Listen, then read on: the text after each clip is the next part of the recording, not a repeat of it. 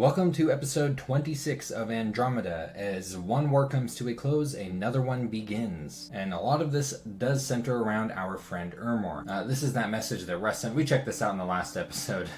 Russ explaining what happened with his absolute Chad of a scout. And we have a couple of battles to check out this turn. This one was a little bit interesting. So this was Helheim's attempt to capture the Lucky Lake, the province next to his capital, and the pond. He even picked up some mercenaries to attempt this. And I don't remember seeing Ermor actually move his Ictiids into this province last turn, but he did. I think maybe seeing the Ictiid mercenaries may have tipped Ermor off that Helheim was planning this. So likely not what Helheim likes to see here, as, you know, these corpse constructs, he has already lost so many to this province. And just look at how quickly these things go without buffs. The net throwing Ictiids are not holding up 1-to-1 against the shielded armored variety of Ictiids, though these are just mercenaries and Helheim didn't have much of a choice. I do think mixing them is the way to go, and he did push off the province defense, so these Ictiids that Ermor sent really made the difference here. And Ermor continues to hold on to this province. This has to be really frustrating for Helheim, and this is Ermor just recapturing that province that Russ accidentally took. And now, I mean, this isn't actually a particularly interesting battle, but it is the very last battle involving Sarumadia. Now, he doesn't have any commanders here, just the province defense commander and some units that happen to be left over. Don't know if they didn't get the message that, you know, there's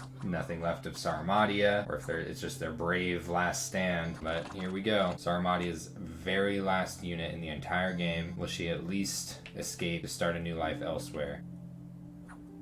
So that is it for Sarumadia. I'm going to spend a little bit of time talking about just a couple of things I think Sarumadia could have done differently on Sarumadia's turn next turn, or at least what's left of it. He's had a couple of commanders join him this turn. Why, you slimy, double-crossing, no-good swindler. And this one is actually really cool. Rockmine the Earth Reader. Having an Earth 2 mage join you is really, really awesome when you aren't a nation that has really secure Earth. It's actually a huge deal. And he hasn't really been making much use of his mages that you get off of forts, something that I personally disagree with, but I am kind of a nut for path diversity and site searching. Like, I probably do it where it's not efficient, but still, this is where you're getting water, this is where you're getting earth, this is where you're getting nature. It would take a handful of them to get all those paths, but that's still enough to find a decent amount of sites. I think earth in particular is decent at searching on land at Earth 1, but now he's got this puppy, so long as he keeps it alive. There are rumors that there are elves sneaking around. And there are a couple of interesting movements this turn. Down here, he's actually forming a really large army up here on Belmar. I'm thinking that this is probably going to move onto Helheim's territory. And here is the bigger tell. He is, in fact, starting an invasion of Helheim. Oh, this is a really cool feature of EA Ermor. EA Ermor's reanimation results in these really cool legionary-style undead. So reanimation is a lot more efficient to cast for EA Ermor than it is for most nations. The issue is securing the death income to do so, which EA Ermor definitely has in this game. So it will be interesting to see how Helheim responds to this, though we do have a bit of an idea of what's going on over here. We know some things that Ermor does not know, so I think we can guess at least partially how Helheim is going to respond to this action. Now, Sarumadia is out of this game as of this turn. The last troops he has were even angry at him as he went out, so pretty big bummer. There are a couple things I do want to say just about Sarumadia in general, and how his game went down. Like, yeah, part of it was bad luck, though, and I've said this before, you know, I think you really do have to have a very good reason to not take shock resistance on your bless. I'm not saying, you know, it's to counteract occasional uncommon independents that have air mages. It helps, but it's more of just like, I already think he maybe should have had the shock resistance anyway, and these provinces with the air mages wouldn't have been a problem. And the bless is, I think, the main problem that Sarumadia had in this game. Now, I don't have a long game experience with Sarumadia. I have a lot of blitz experience with Sarumadia, well, with actually a lot of nations in general. I've played hundreds of blitzes at this point, and something that I think is really powerful on Sarumadia and almost necessary is a powerful bless. And his bless was more like kind of half powerful. Like it was halfway there, I think. I think he needed about double the power in his bless. And I'm not saying like usually I do an imprisoned rainbow when I do play Sarmadia. That is what I like, and it works. And it makes your Oreopotas really scary. It makes them really efficient for expansion. You can get wildfire expansion going with Rainbow Bless on Sarmadia. But there might be some alternatives in there that aren't rainbow. I just think that taking a heavier bless on his Oreopotas, if he had done that, this may have been a very different game. His trades with Urmor did have a heavier bless, and that was a huge part of why Urmor won these wars. Urmor had a heavier bless, and then better, just kind of your average typical units backing that up. Sarmadia didn't have anything like that. So I think he really did need to rely on his sacred units that, you know, with that Awakened Tattoos spell, get even more powerful. And I think he would have been able to stand up a lot better to this early aggression. He also, I think, would have expanded a lot better and wouldn't have had as many issues. And you know what? Honestly, I think Sarmadia actually did really well considering the bad luck he did have at the beginning. It's just not quite well enough. Getting 2v1 doesn't help, of course, though I do think Russ was less relevant as to why Sarmadia lost as opposed to Urmor. I think even without Russ pressuring him from this side, I think this still would have been inevitable. And I do think in the end it does come down to that bless. And there are some other obvious mistakes, like the message that he sent to Urmor that tipped Urmor off to him building a palisades here in this province. I think that was a huge mistake, but I think that's kind of obvious. Something else that I think might have been a good idea was focusing more on Inari recruitment than the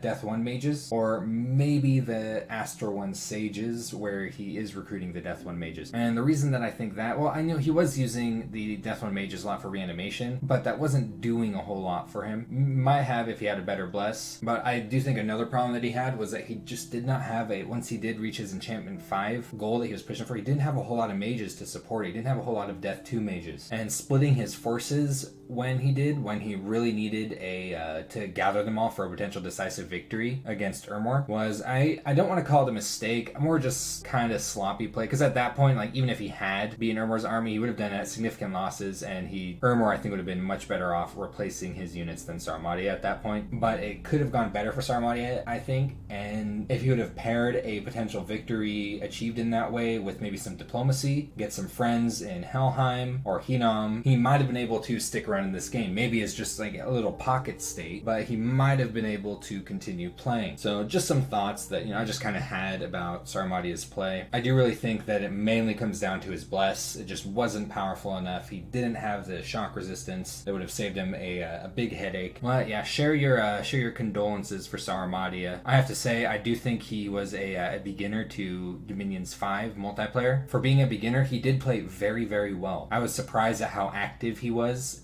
in his later turns in trying to hold on, build up some forces, and stay in the game. But we are now at 7 players in Andromeda. Now, Calum is in the midst of a huge war, and Russ is actually offering peace in exchange for Russ's old holdings. So, interesting proposition, and I think we'll see at the end of these battles that it may be tempting for Calum. But I do think Calum has a specific thing in mind that is going to prevent him from accepting peace at this point. And Atlantis is just continuing exchanging gifts with Calum. They've been exchanging gem gifts for a few turns straight right now. Kind of funny to watch. I wonder when it's going to stop. And now we have a big confusing mess of battles to look through. So here's an example of a failed Blackhawk summoning, which, you know, that's a lot of air gems to fail. That's why you gotta be, I think, kind of careful with this spell, and using it 2 turns in a row after your opponent is expecting maybe to see more of this after the first turn is, I think, a good example of not careful. This is a magic phase attack, so Calum was actually moving these units, but because these Blackhawk attacks come in at the magic phase, it actually interrupted the movement of these units. Now he's got to fight this, whereas otherwise he would have only had to fight a few lizards. So let's see whose birds come out on top, though. I think it's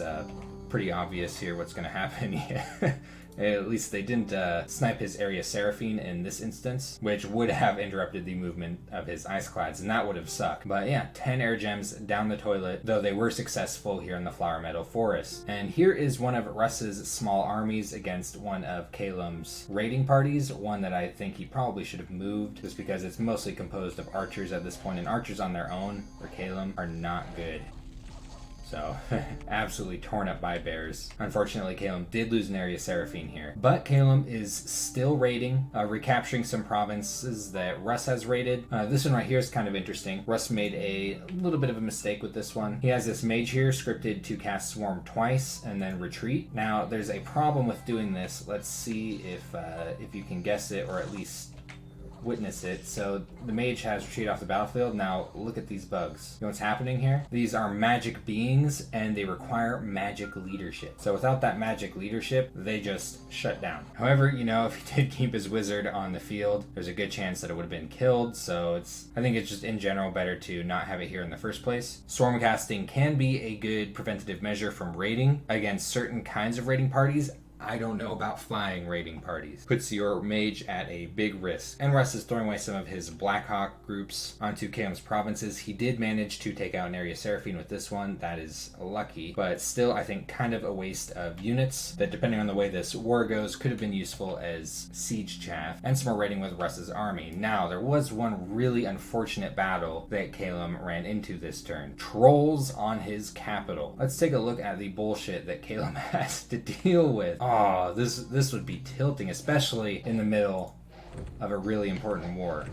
Look at these. They regenerate every single turn, which makes them really hard to deal with for Kalian units. Look how many are left over after that. Oof, getting it, if this wasn't on his capital, like say if it was an important province, I might even want to keep it around and land it in slave mine. Oh, he already has Earth 3 mages on his throne. This sucks. So this is interrupting his capital recruitment for a couple of turns. Really unfortunate. He is building up an army right here to maybe attempt to deal with it. Funnily enough, if he actually, you know, if he wasn't throwing away his area Seraphine in little battles with Russ, this is where they would become relevant. Trolls are very susceptible to fire, so this would be the rare instance where I think they would be really useful outside of leading expansion party. So hopefully he will be able to find a way to deal with that soon. 26 trolls is really annoying. Right on his capital too is where his ego recruitment, and even any mage recruitment at all being interrupted by this sucks, but this is where his ego recruitment is going on. This is, you know, where he's getting really nice things like Blizzard Warriors, which could help a lot against Russ's units. This, by the way, is what the map is looking like after that huge series of raids and battles. Russ is definitely stabilizing down here. Caleb, of course, needs to keep up the economic pressure, but if he can't take out these little armies of sacreds that Russ has moving around, he's not going to be able to win this war, and Russ might even be able to turn it around because he's building up sacreds that are not gold income dependent. He's building up gem income dependent sacreds, and he has a lot of gems. So Caleb really needs to take out these armies, and I think a problem that he's having is he just does not have enough Air 2 mages at this stage in the game. He has 9 in this army, as well as a few Eagle Kings, which is good, though I don't completely agree with a lot of his scripting, actually. Like, this right here is a pretty good example. Aim, Shadow Blast, Storm Power, Mist Form, Stay Behind Troops. Like, he could summon Storm Power and cast Lightning Bolt. He could be casting Bolt of Unlife. There's so much he could be doing with these. Instead, I think he's kind of wasting them. A lot of the scripting really, like, honestly, just keep Thunderstriking. Keep on Thunderstriking. Even consider foregoing Aim to Thunderstrike, though this is something that I used to do, is a Dominion's 4 habit, because you used to have to cast Summon Storm Power after Storm was up, so this is something that, this is an old habit I had for a very long time in Dominion's 5. I didn't know that you could just cast Summon Storm Power, and then when the storm comes up, it triggers it, even if you cast Summon Storm Power beforehand. But yeah, it really needs to get the offensive power going as quickly as possible. Maybe a few too many buffs here and there, just a little bit concerning. But I don't want to sound like I'm sitting here just tearing into Caleb. I'm a long-time EA Caleb player, so I've got my magnifying glass out over this guy, you know, all the time. I don't want it to seem like unfair scrutiny or anything like that. We're not going to know for certain how this is going to turn out until this big army lands on top of one of Russ's armies. Something that Caleb needs to start getting done as soon as possible, because right now this is actually a really good situation for Caleb. Russ's armies are split up, and defeating his armies in detail is the only chance he's going to have at winning this war. And things are interesting in Helheim's land. This has got to be frustrating for him. He's tried so much to get a hold of that province, but he's at least getting a good deal on gems elsewhere, and has seen that Sarmati is out of the game, and look at this. Gloves are off, and he is full-blown elfing Ermor right now. Every single one of these provinces has a raiding party of Hellheardings going into it. I think it is a really good addition to this, that he's pushing his big armies onto Ermor's capital and Ermor's fort over here. This is going to interrupt recruitment, which is a pretty big deal. Like, he's been sneaking around over here. Ermor does not have a whole lot of military projection on this side of his territory, so it's going to take him quite a bit of time to deal with this. There's a good chance that Helheim might conquer everything over here that does not have a fort on it before Ermor can properly even think about responding. Most of Ermor's stuff is all over here. Now, Ermor is forming an army up right here, a big one, and he's also invading Nirn right now. So pretty funny that they're attacking each other at the same time, like, you know, after that scuffle right there. Dancing Trident and a Fireplate. He's definitely getting some thugs prepared. He did just reach Alteration 3, which gets him some really nice things, but Mistform in particular is really good for his Van Jarls. And he's mixing in a couple of Valkyries in with his Hellhirdings. This might be for gold reasons. I'm not sure. You know, he is kind of keeping up on his mage recruitment, so this very well might be a gold thing. Notice, you know, he has 7 gold left after everything that he's spending this turn. So he's forging a Skull Staff. He is about to get Enchantment 4.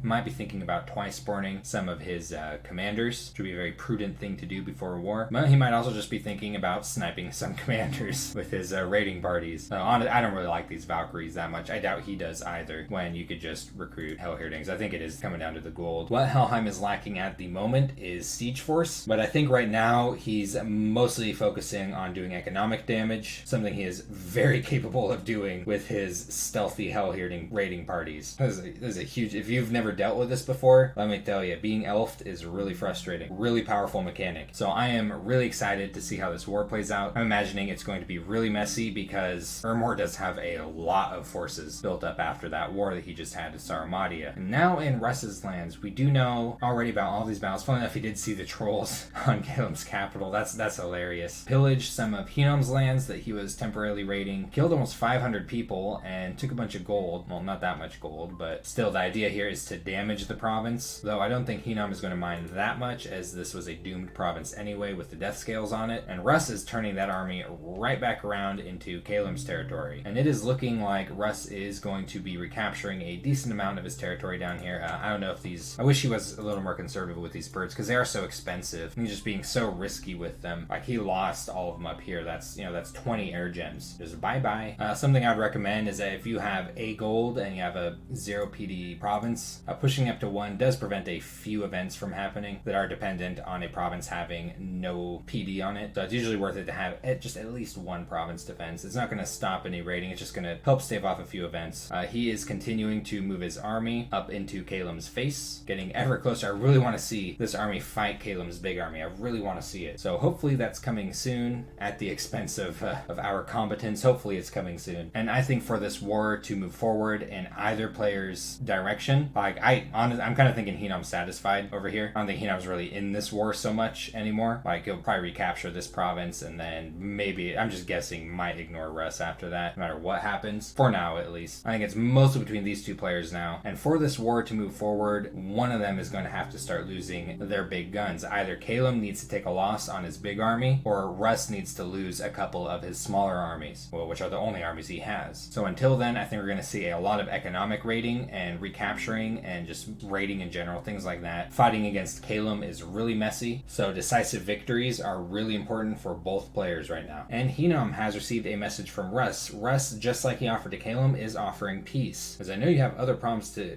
deal with. I wonder what Russ is thinking about. I don't think Hinam has any problems. I think he's actually been one of the most calm players in this entire game. So I imagine this is welcome from Hinam that he's offering peace. Though Hinam is not responding to it, I do imagine he'll be recapturing this province soon. He is sending Zwago over actually on a retreat command, just in case Russ is leaving this province without PD. Oh, he's got Attica moving down over here to look around, maybe do some site searching on Astral, or maybe not. You know, he's not doing it here. Guess we'll see. Might just be for security. Oh, you know what I think he might be thinking? So he sees a message, knows Russ is kind of coming out. He does have a pretty decently sized army up here anyway. He might be worried about Ermor down here and is moving some of his units down along with his Melkart just for some security down here. He's found a few magic sites this turn, nothing with dark knowledge, but he did find an earth gem site here in his new territory, and 2 air gem sites here on the giant spine. So pretty good. That's doubling his air income as of yet. So not a whole lot going on with Hinam's turn to discuss. I do think this war ended up being extremely beneficial for him. Very clean and quick. Of course, partially with the help of Caleb. Caleb's being kind of thrown under the bus here and is taking the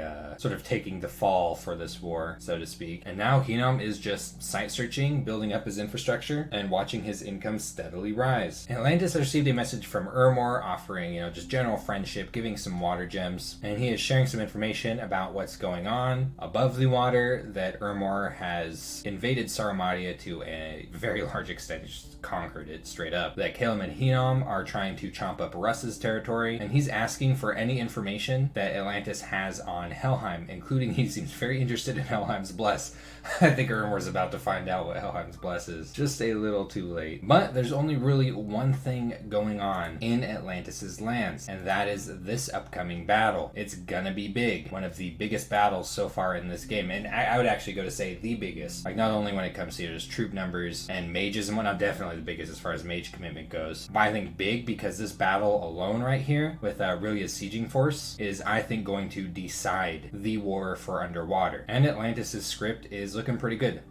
Look at all of these water elementals. Some earth meld thrown in there too. I did see someone's comment when it comes to, I was kind of asking in a previous video whether or not it's like good to summon water power or just start casting water elementals right away. The guy seemed to know what he was talking about, referring to numbers and maths and things that I struggled to grasp. And he was saying that a lot of the time with water 3 mages, it is good to cast water power first before summoning water elementals, but it doesn't make as much of a difference with a water 4 mage, and that it might be better to just start casting water elementals right away. So just a bit of info there for anyone who's curious. I was definitely curious, which is why I asked the question in the video. So thanks, Good Samaritan, for pitching in on that. And we will peek in and see what really has got coming up for this battle, which is a lot of Lobo guards, a decent amount of Mine Lords and Abadais. Never forget his huge line of Slave Prince infantry. He's managed to get 11 up in this province so far. Now, something that I'm also curious about, if there's any Rillia players or just brainy people in general who might be watching this video. In this situation, maybe what's good for these Mine Lords to be doing in their script after they've cast their spells at the research level that Rillia is at currently. Like, I wonder if it's good for these to be on advance and cast spells, or if it's better for them to be on fire and maybe get some Enslaved Mind going on this. They do have 5 castings of Enslaved Mind here. It of course has to do with the composition you're up against. There are going to be a lot of water elementals in this fight, which are mindless, but I do wonder if someone who has more experience with using these than I do, kind of their thoughts on using their Enslaved Mind on a stick versus just advancing cast spells. Maybe it'll be different too, and like later on with Thaumaturgy, say, he could start casting just straight up Soul Slay and Enslaved Mind and things like that. But at this stage in the game, I do wonder what's better, if anyone has any ideas on that. Hasn't been getting much luck with Voice of Tiamat, unfortunately.